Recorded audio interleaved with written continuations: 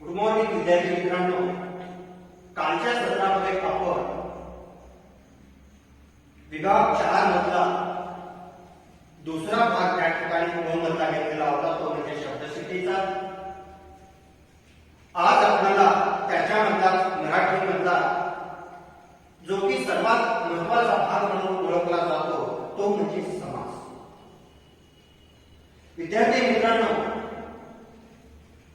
व्यवहारामध्ये आपण बोलत असताना शब्दांची काटकसर त्या ठिकाणी करत असतो आणि शब्दांची काटकसर त्या ठिकाणी करत असताना पैशाचे असो, वेळेचे असो, शब्दांचे असो,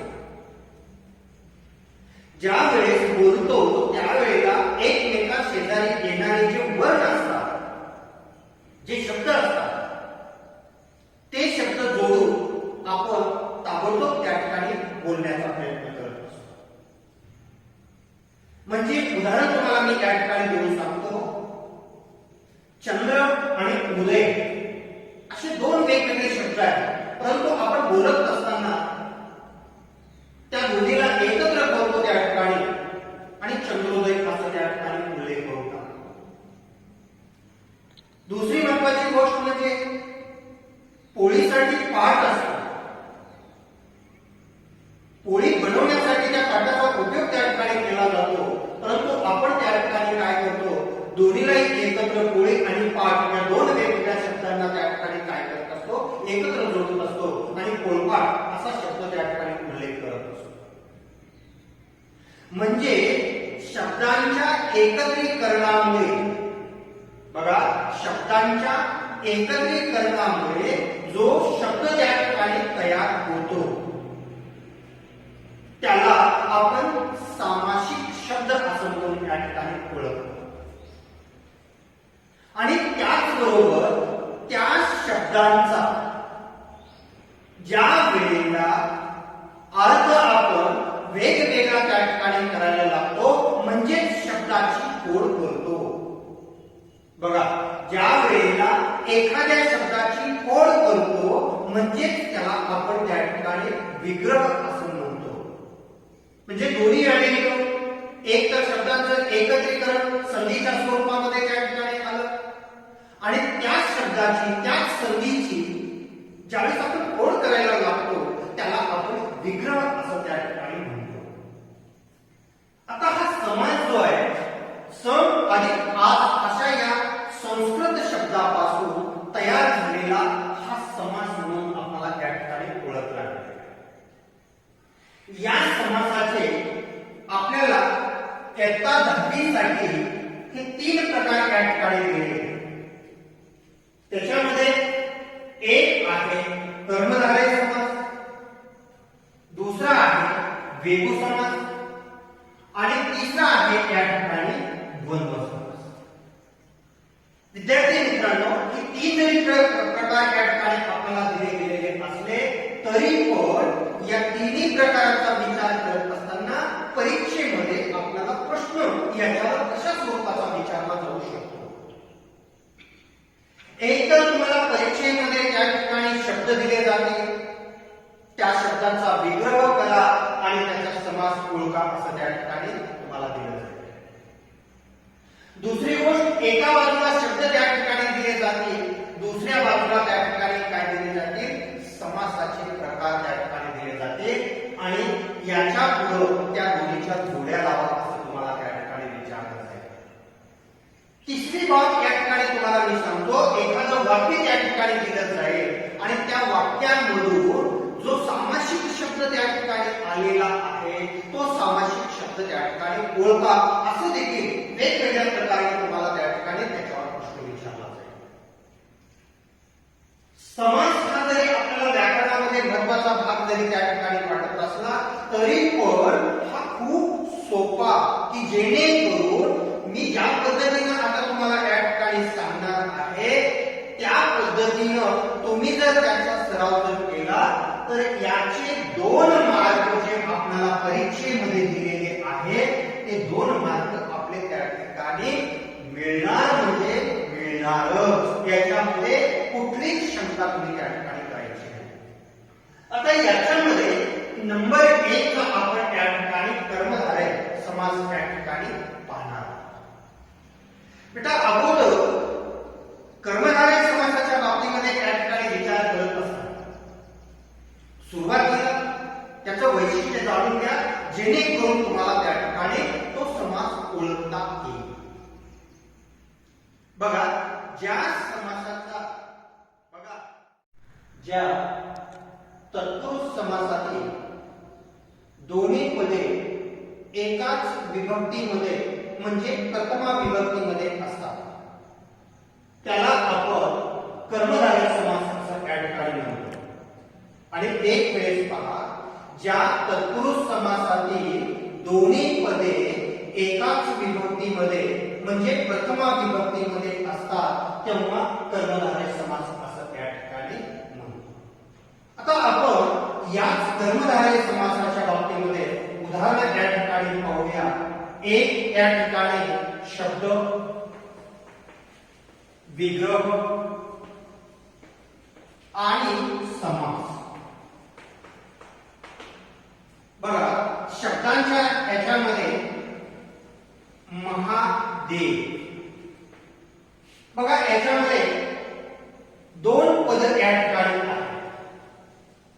आता दोन पद कोणते? एक महा आणि दुसरा देव. आता दोन्ही पद जर या ठिकाणी जर पाहिले प्रत्यक्षरित्या तर दोन्ही पद ही प्रथमा विभक्तीमध्ये त्या ठिकाणी. आता प्रथमा विभक्ती म्हणजे त्याला प्रत्यय लागलेला नसतो. आता याचा विग्रह त्या ठिकाणी करत असताना महान असा देव. बघा, महादेव, महान असा देव. पुढं समास कोणता आहे? कर्मधारय समास. आता दुसरे या ठिकाणी उदाहरण तुम्हाला मी देऊन सांगतो. नरसिंह. बघा, नरसिंह. नर हा एक त्या ठिकाणी पहिला शब्द या ठिकाणी आहे आणि दुसरा सिंह हा देखील त्या ठिकाणी शब्द आहे. आता या दोन्ही बाबतीमध्ये जर पाहिलं तर दोन्हीही तुम्हाला शब्द जे आहे ते प्रथमा विभक्तीमध्ये दिसतील. याला कुठल्याही स्वरूपाचा त्या ठिकाणी प्रत्यय लागलेला नाही. म्हणजेच हे प्रथमा विभक्तीमध्ये आहे. मग याचा विग्रह आपण करत असताना सिंहासारखा, सिंहासारखा न कर्मधारय समास. आता याच्यानंतर आपल्याला अनेक उदाहरणे त्या ठिकाणी घेता येतील. दुसरं आहे कमल नयन. बघा, कमल नयन. आता कमल एक शब्द या ठिकाणी आहे आणि नयन हा एक शब्द आहे. दोन्ही प्रथमा विभक्तीमध्ये आहे. दोन्हीचाही या ठिकाणी आपण विग्रह जर केलो तर कमल नयन, कमला सारखे म्हणजे कमला सारखे नयन, की ज्याचे डोळे कमलाच्या पाकळ्यासारखे आहे. म्हणजे कमल नयन, कमला सारखे नयन, कर्मधारय समास. चौथा शब्द या ठिकाणी आपण घेऊया विद्याधर. बघा, विद्याधर. आता याच्यामध्ये दोन शब्द घ्या या ठिकाणी पाळायचे विभाग, विद्या आणि धर. आता दोन्ही तुम्ही या ठिकाणी बारकाईने निरीक्षण करा. प्रथमा विभक्ती म्हणजे याला कुठल्याही स्वरूपाचा प्रत्यय तुम्हाला लागलेला दिसणार नाही. दोन्ही शब्द प्रथमा विभक्तीमध्ये आहे.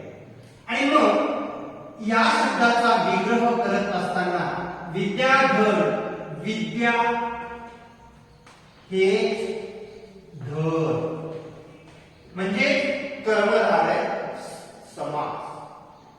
दुसरं उदाहरण तुम्हाला मी देतो, पितांबर. बघा, दोन शब्द या ठिकाणी आहेत.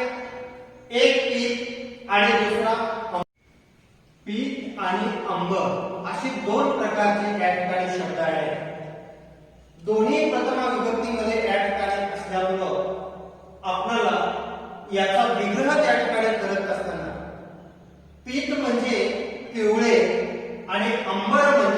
वस्त्र, म्हणजे पितांबर म्हणजे पिवळे वस्त्र. त्याच्या पुढं आपल्याला कर्मधारय समास म्हणून या ठिकाणी द्यायचा आहे. त्याच्यानंतर रक्तचंदन. आता या शब्दामध्ये पहिला शब्द रक्त आहे आणि दुसरा शब्द चंदन आहे.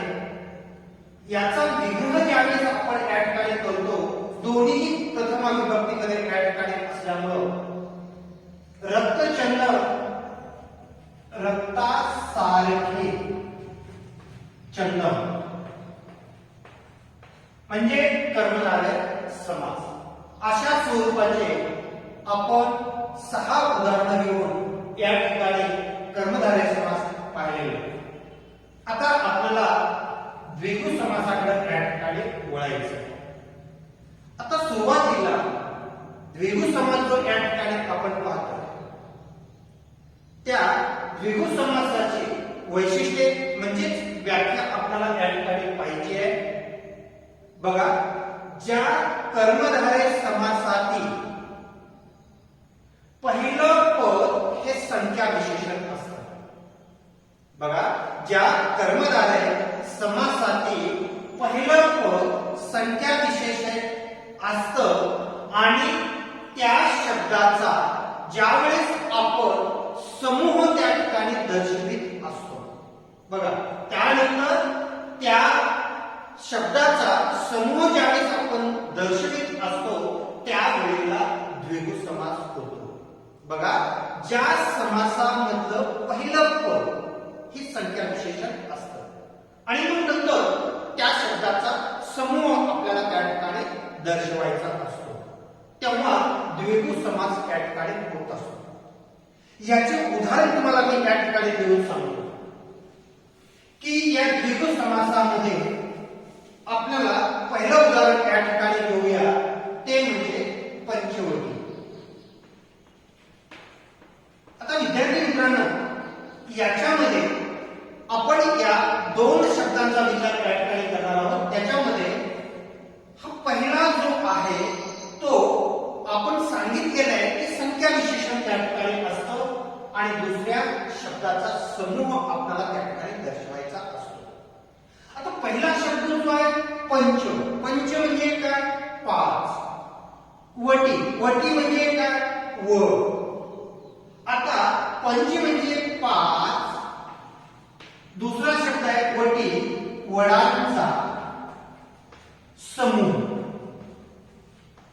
आता याच्यामध्ये समूह शब्द त्या ठिकाणी सर्वात महत्वाचा मानला गेलेला आपल्याला पाहता येईल.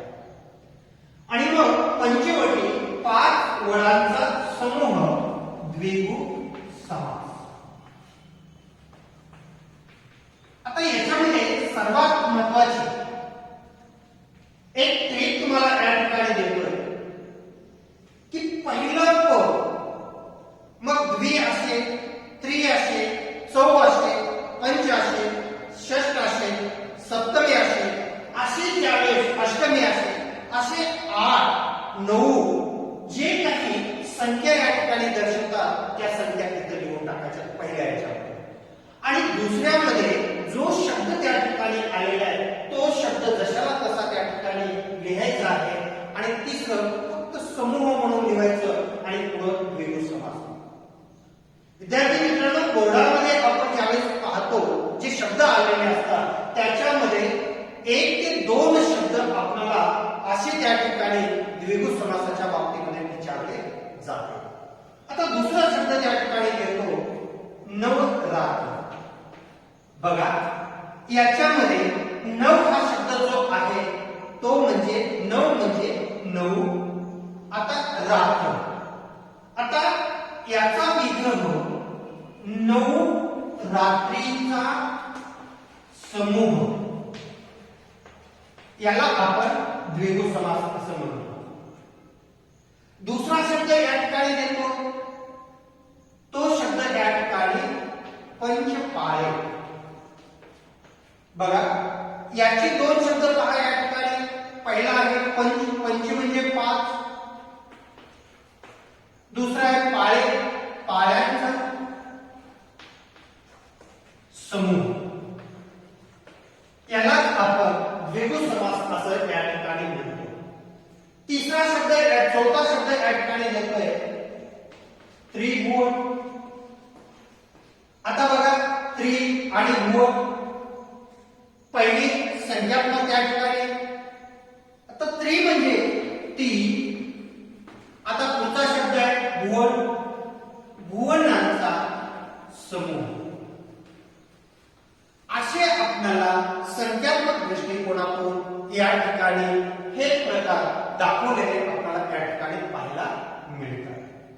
याच्यानंतर तिसरा प्रकार आपल्याला समासाचा जो दिलेला आहे तो म्हणजे द्वंद्व समास. बेटा, हा द्वंद्व समास या ठिकाणी पाहत असताना आपल्याला थोड्या काही गोष्टी लक्षात ठेवणं या ठिकाणी गरजेचं आहे. आता द्वंद्व समास म्हणजे काय? ज्या समासातील दोन्ही पद, बघा, ज्या समासातील दोन्ही पद महत्वाची असतात.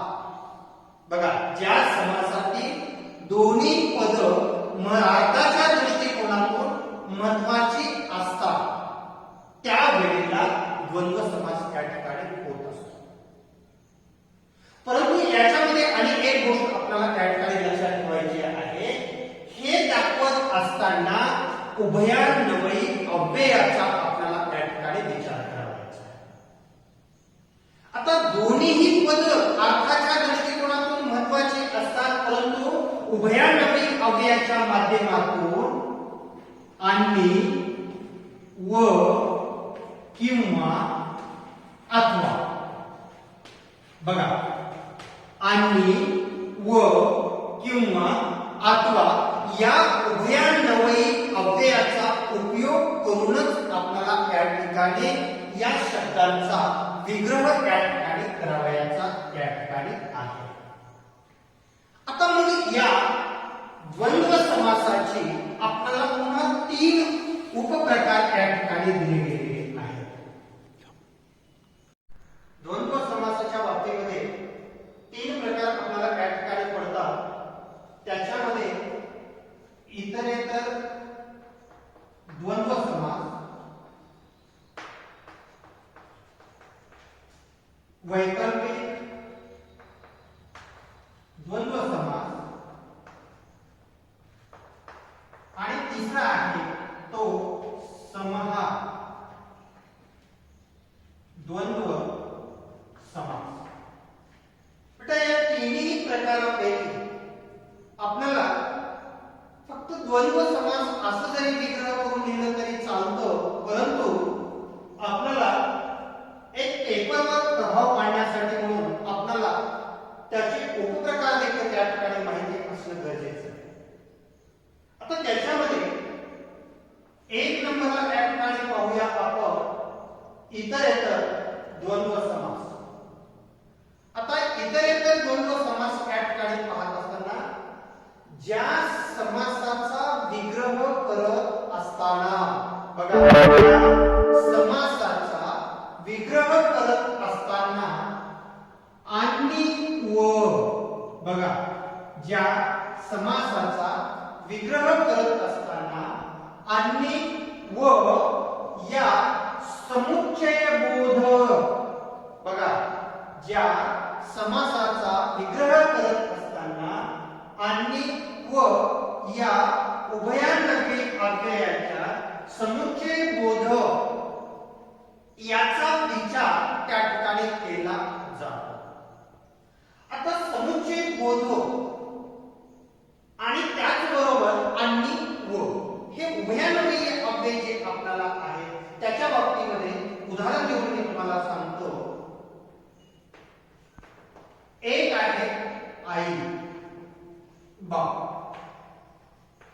विद्यार्थी मित्रांनो, याच्यामध्ये आपल्याला दोन्हीही पद, सुरुवातीलाच आपण म्हटलेले दोन्हीही पद प्रधान आहे.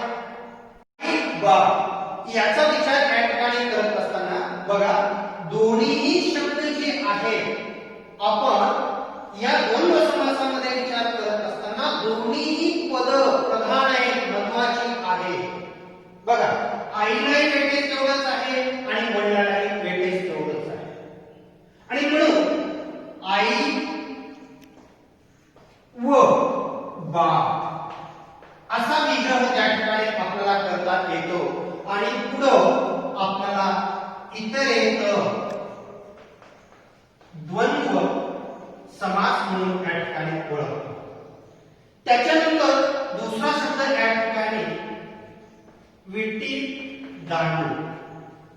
आता बघा, विटी हा एक शब्द वेगळा आहे आणि दांडू हा जरी वेगळा त्या ठिकाणी असला तरी खेळाचे साहित्य त्या ठिकाणी आहे.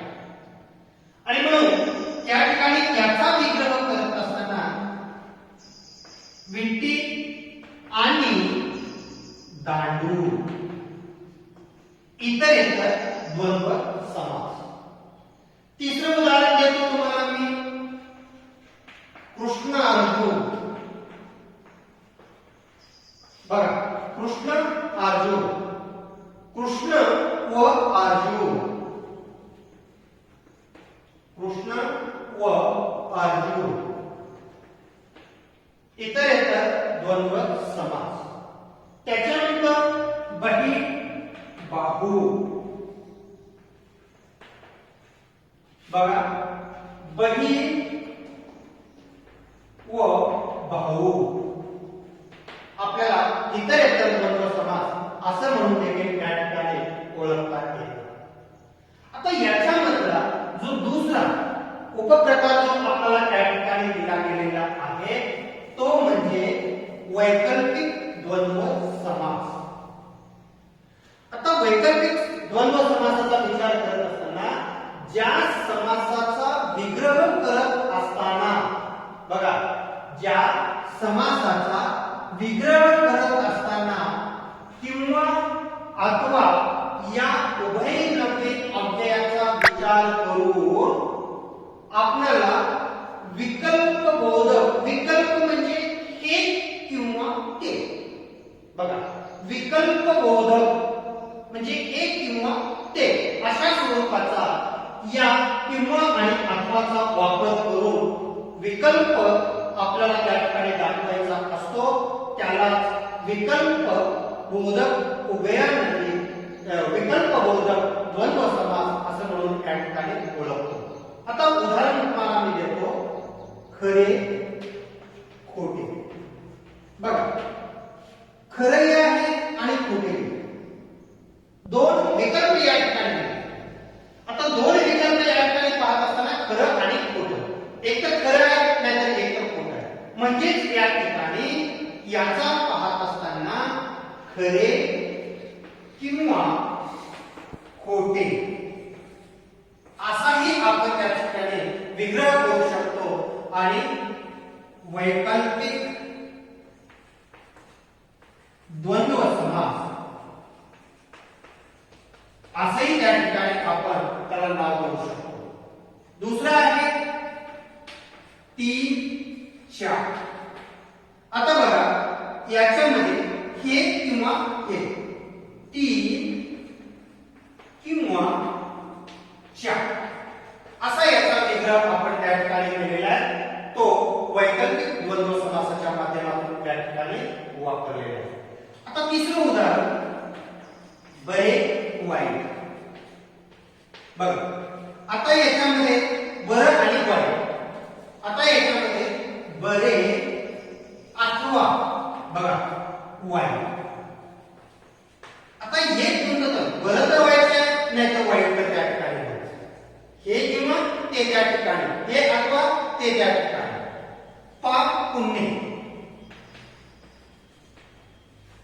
बघा, याच्याही शब्दाचा विग्रह करत असताना पाप किंवा पुण्य, त्याच्यापुढे तो वैकल्पिक द्वंद्व समास आहे असं आपल्याला त्या ठिकाणी.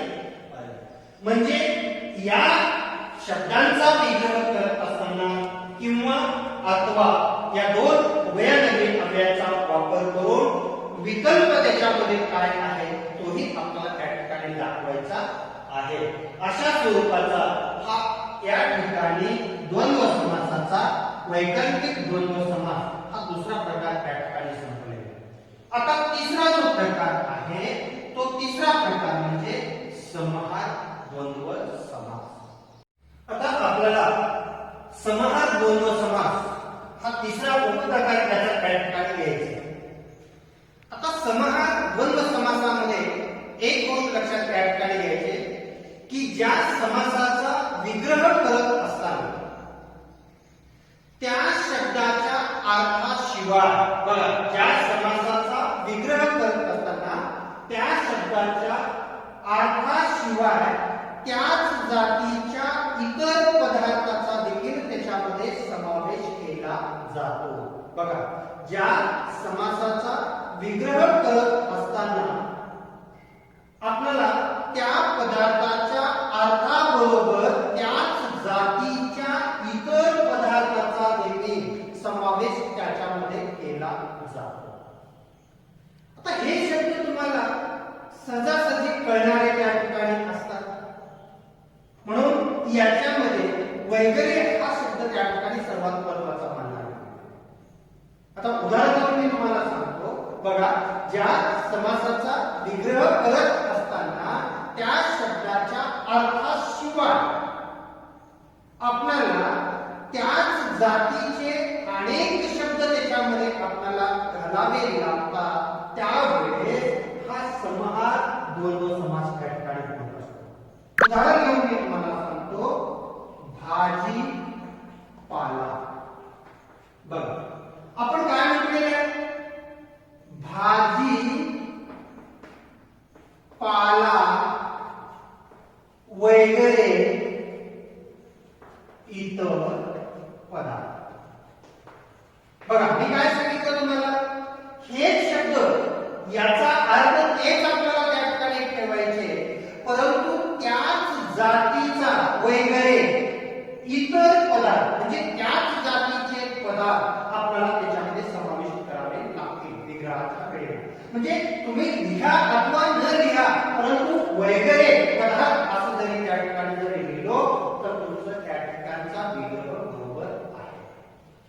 आणि मग त्याच्या पुढे तुम्हाला त्या ठिकाणी काय लिहायचं आहे? समाहार द्वंद्व समास म्हणून लिहायचं आहे. आता दुसरं त्या ठिकाणी पाला पाचोळा. आता इथे दोनच गोष्टी दिल्या आहेत, एक पाला आणि पाचोळा. एकाच जाती त्या ठिकाणी हे एकाच अर्थाचे शब्द आहेत, परंतु आपल्याला याचा विग्रह करत असताना काय करावे लागणार आहे? पाला पाचोळा वगैरे इतर वस्तू असाही त्या ठिकाणी